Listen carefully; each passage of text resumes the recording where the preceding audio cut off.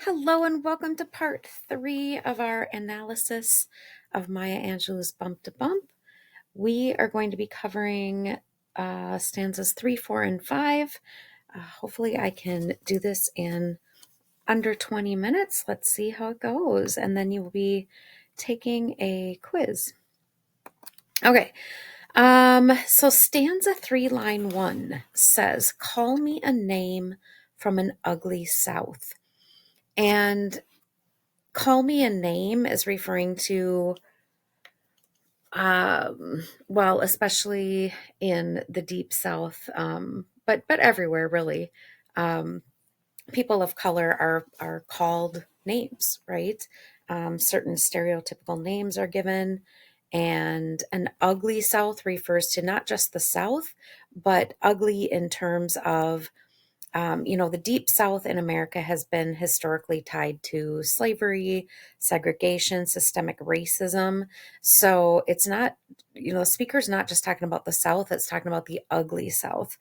Is all of the South ugly?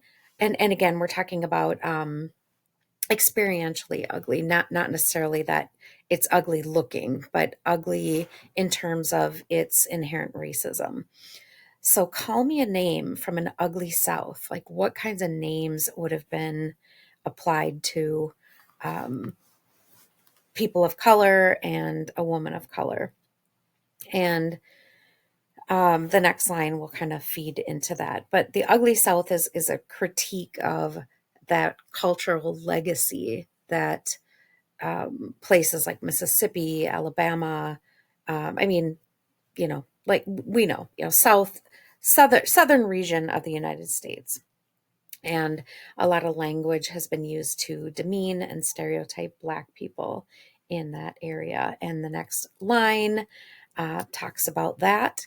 So here are two of many, but the speaker chose these two examples of names that would have been given to people of color. So liver lips, like liver lips and satchel mouth. Liver lips could mean the color and also could mean um, the the way it looks. So if you've ever seen a piece of raw liver, um, maybe you can make your own implications as to why that would be something. And you can tell in my voice that I feel so uncomfortable. I do. I feel uncomfortable, and I'm supposed to. The speaker, the writer of the poem, wants me to feel uncomfortable because these are ugly, ugly things and ugly names to call a human being: liver lips and satchel mouth. Satchel mouth, actually, Louis Armstrong, the famous trumpet player, they called him Satchmo, kind of as a derivative of satchel mouth. And a satchel is like a briefcase or a suitcase. So again, it's pointing out characteristics or physical features and exaggerated facial features. So just know that the fact that I'm uncomfortable is intentional by the writer of this poem, by the poet, and then the person who's speaking as well. And Maya Angelou, the poet, is listing these two examples with this very blunt honesty. And there's power in doing that. If you reclaim those slurs in a way that exposes how cruel they are, rather than hiding it or pretending it doesn't exist, which is a way of internalizing shame. No, let's call it. Let's call it what it is. Let's talk about these derogatory names, which are caricatures of people. A lot of the propaganda in Nazi Germany would exaggerate and stereotype features of Jewish people, and here these are stereotypes of Black individuals. It's a very racist imagery, and this language is used to mock the appearance and demean people of color. But the speaker, the poet, they are exposing these slurs and how cruel they are. I mean, why hide from this ugliness? Why hide from uncomfortable truths? We've been talking about uncomfortable truths. Let's name it so that we can change it. And here we go with our repeated refrain, bump to bump, bump to bump. And here we go again with this rhythmic, almost musical refrain. And it's serving as a beat, but also kind of a counterpunch. It might represent this ongoing rhythm of resilience and how, despite being insulted or dehumanized, the speaker says, gotta keep moving, gotta keep dancing, gotta keep surviving. It's like, you try to hurt me, but I'm still here, I'm still moving. And there's a defiance in that. There's a groove to this bump to bump, bump to bump, but it's painful and also can be powerful. And I think we're going to see that in um, toward the end of our poem here. Stanza 4, line 1, I'll play possum and close my eyes. If you know that phrase, I'll play possum, playing possum is pretending to be dead so that you aren't harmed by a predator. So I'll play possum and close my eyes. So I'll pretend that I'm dead to avoid harm. I'll play helpless. I'll pretend I'm helpless. And I'll close my eyes, not because I'm blind, but it's a conscious act that helps me survive and get through and be able to uh, survive this oppression, right? Um, I'll be complicit in this by closing my eyes and rolling over and playing dead. Line 2 of stanza 4 it kind of is a continuation of that line. I'll play possum and close my eyes to your greater sins and my lesser lies. Your, very pointed. Who is this your? Is she talking to me? Is she talking to you? Yeah, it's this powerful contrast within this line. Your greater sins. So systemic injustices, the people who have oppressed me, have oppressed my people. This system of oppression, of racism, of hypocrisy. Well, as the oppressed person, my lesser lies, that could mean lying to yourself. She's been lying to herself. She's been compromising herself. She's been deceiving herself. And the speaker acknowledges this willingness to overlook massive wrongdoing so that she doesn't have to confront it, so that she can stay comfort in this place of comfort. And so there's a moral reckoning. How can silence be a form of complicity? By staying silent, are we part of the problem? So she's owning some of her complicity um, to this systemic racism. Stanza 4, line 3. That way I share my nation's prize. Again, kind of owning up to my silence is, I have to own it, that I'm sharing in my nation's racism and oppression by being quiet. And it's ironic because my nation's prize is irony here. What kind of prize is this? What prize comes out of racism? Um, I guess the oppressors, maybe prosperity, maybe safety, maybe social status. If we keep others down, it elevates our status.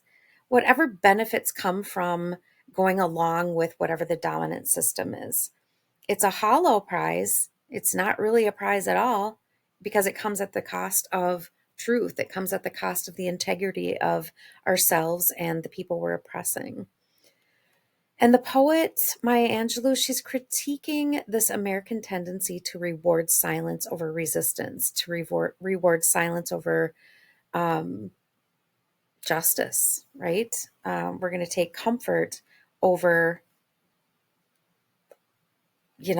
freeing us from this oppression. Because oppressed or oppressor, we both are harmed by prejudice and racism. Both sides are harmed by it. Stanza 4, line 4, here's that repeated refrain again. And it's mimicking a heartbeat. It's a musical feel. It's got a rhythm to it. And to me, it's sort of at this point, by the time we get to stanza 4, it reminded me of the saying, and so it goes, and so it goes, and so it goes, bump to bump, bump to bump. It just keeps going because that's how things happen. Life moves on. Nothing new here, nothing new to see here. Kind of resigned acceptance, not because it's okay, but because it's become familiar, because we expect it, because we don't feel like we can change it. And then, our last stanza comes up. Stanza 5, line 1. I may be last in the welfare line. Holy cow, not only last in the scheme of life, but last in the welfare line. The welfare line where we go to get government subsidies. The people that are going to be in the welfare line are considered the lowest of the low in our society. Maybe, unfairly, but that's how we look at it. And if you're last in the last, whew, that really puts you at a low caliber.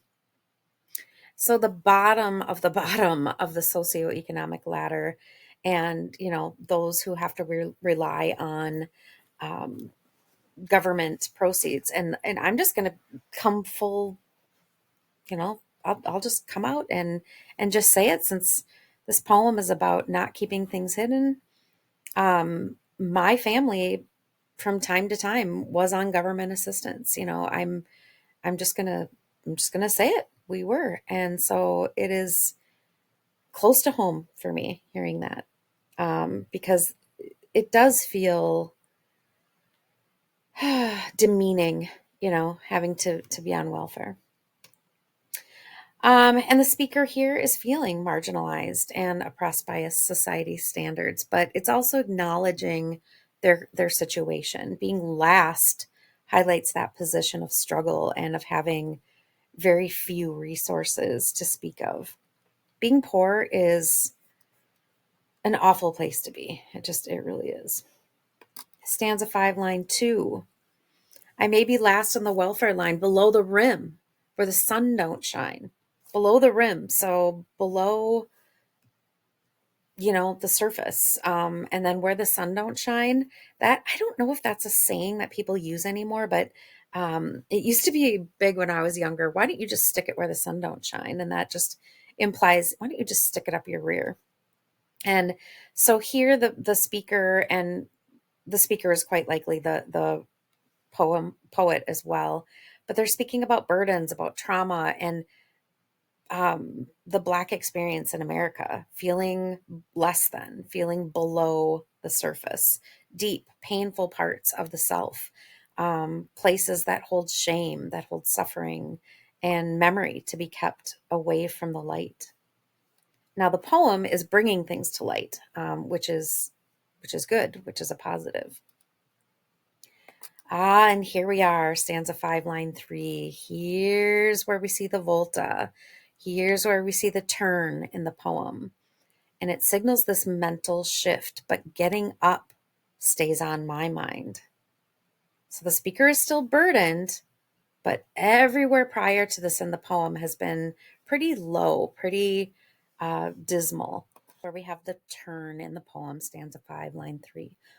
So the line here is, all right, we're going to turn this around. This line is about intention. This line is about spirit.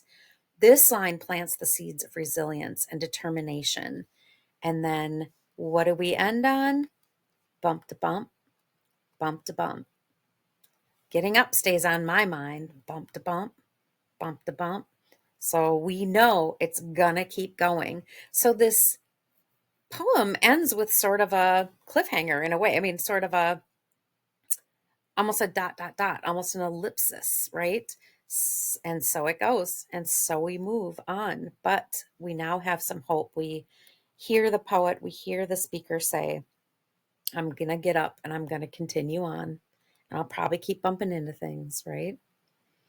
All right. So I did keep this actually to under 15 minutes, which is awesome. And let's make the why do I always have trouble saying why? Let's make the password here. And how about bump? And all caps, bump. Since the poem is called Bump to Bump, let's do bump as a password for ourselves here. When next we meet, I am going to um, have us reflect on the poem as a whole. Now that we've done 3 different parts with the poem, let's have us reflect on the poem. I did not read the poem in its entirety today either, but I will do that when we meet again, and then we will reflect on the poem as a whole, like I said. All right, thank you, and until we meet again, I hope you have a pleasant time of it.